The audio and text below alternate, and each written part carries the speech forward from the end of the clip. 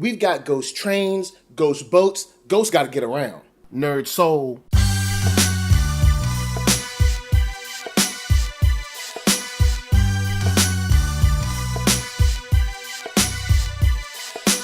Late Ill Kid at OneYoungsta, holding it down, bring me that StreetGeek and NERDSoul. And what is up, my people, today?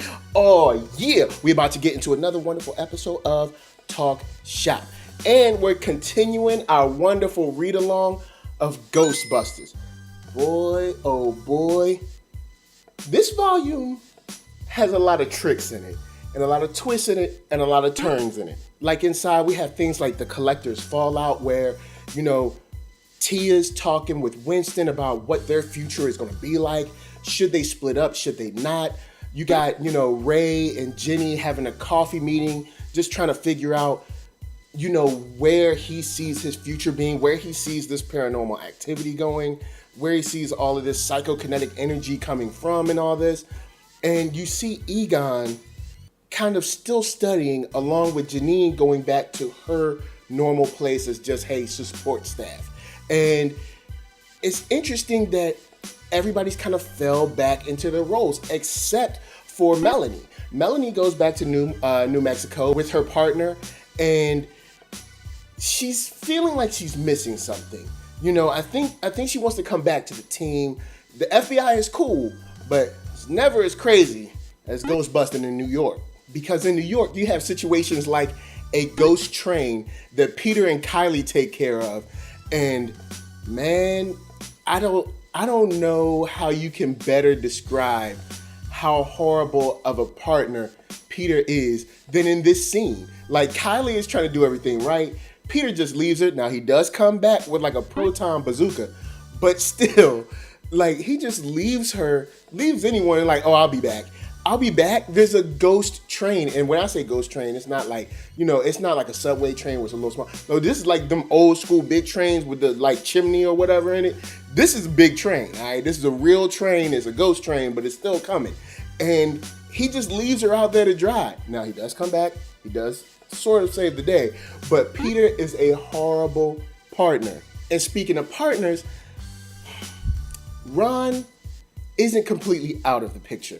Ron has been shipped, though, to Chicago. He's working with the Rookie, and Ron is back to his same old tricks, treating the Rookie like a, you know, like, I don't know, like a doormat, and he's just figuring he's running the show, wants the glitz and the glam. And it's like, dude, we got work to do. We got to catch these ghosts. We can't kind of grandstand in front of people. We got things to do.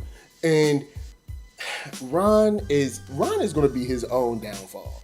But besides the Rookie and Ron, you got situations where not only is he grandstanding, but they do things like little school meetings where you should never let Ron Alexander speak to your class.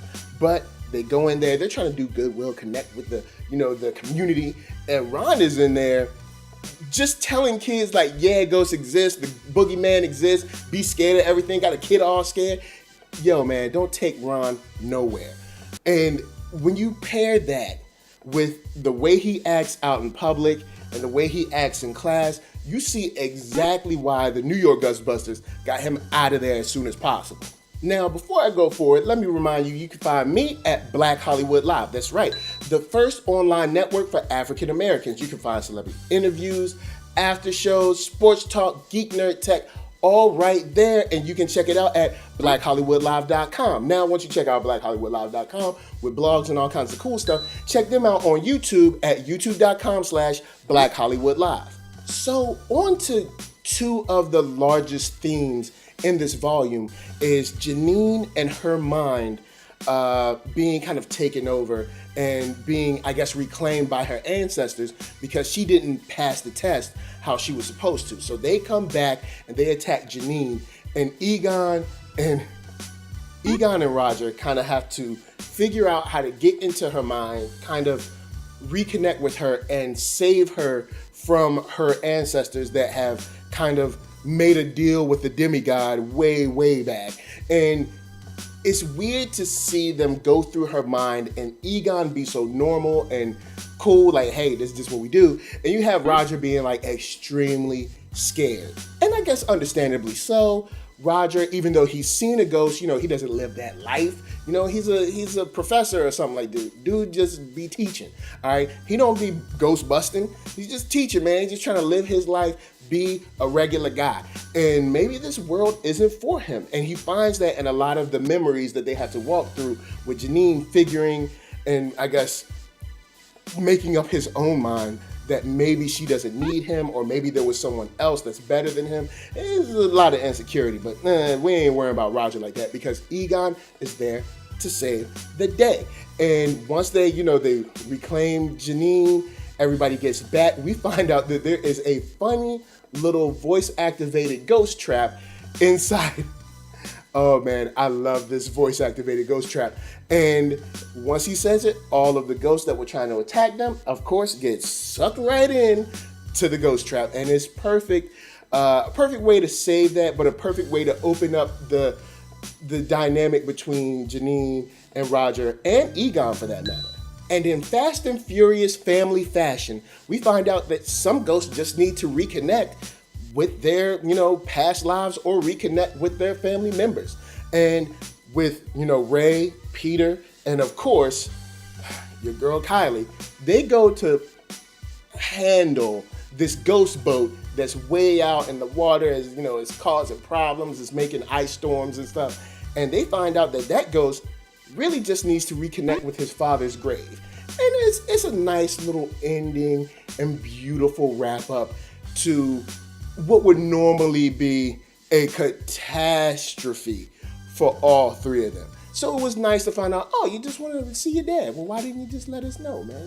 Look, ghosts out there that are watching this show, if you really just want to see your dad's grave or your mom's grave, or just reconnect with somebody, tell the people. Don't open up cabinets and flip things around. Just be like, hey y'all, I need y'all to take me to the grave. And we'll say, because we're alive, we're gonna say, okay, no problem, it's down the street, and take a left. And then everybody will be happy. There's no reason to make snow all in the middle of the ocean. There's no reason for that.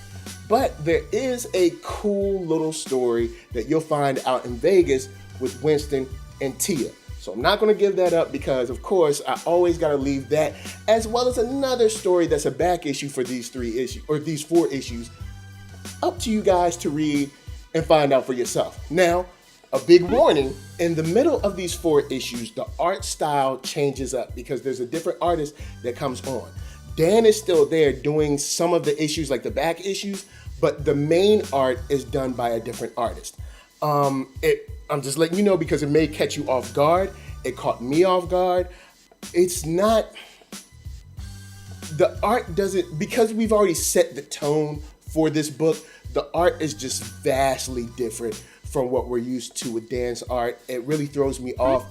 It's not my favorite, but I think this art would be better on another book or with another story, but in this case, it doesn't really help match the comedic tone. It doesn't really help, I guess, get the point across of what the Ghostbusters are doing. And it's really scary because you're starting to play with a situation where someone's like, I'm reading this and this art is taking away from the experience. And you want the art and the writing to give to the experience. So that's one that I want you guys to be ready for, because it's going to throw you off and you might not like the art compared to Dan's art. But all in all, I enjoyed this volume, guys. The laughs are still there, the attitudes are there, the relationships are still there, and we get a hint that something else large is on the way. So, of course, guys, holla at me. I'ma holla at you. I'm so glad we are reading this together. Jump down in the comments. Let's talk about some Ghostbusters. And before I bounce, I gotta tell y'all to hit up ThatNERDSoul.com. That's right, you can check me out right there. All my videos from the oldest, latest, newest, bluest. Yeah, the bluest. Then hit up shop.thatnerdsoul.com and pick yourself up a t-shirt player. And don't forget one, a for them playettes. Then come back here, like, comment, subscribe, and share that Nerd Soul. That's right. There's no better way that I can tell people that you like what you are watching. And of course, my shout outs got to go to LA, what up? VA, what up? RVA, you got my heart. And please, man, be good to yourselves. Be good to each other. And don't ever let Ron speak to an elementary school class. Peace.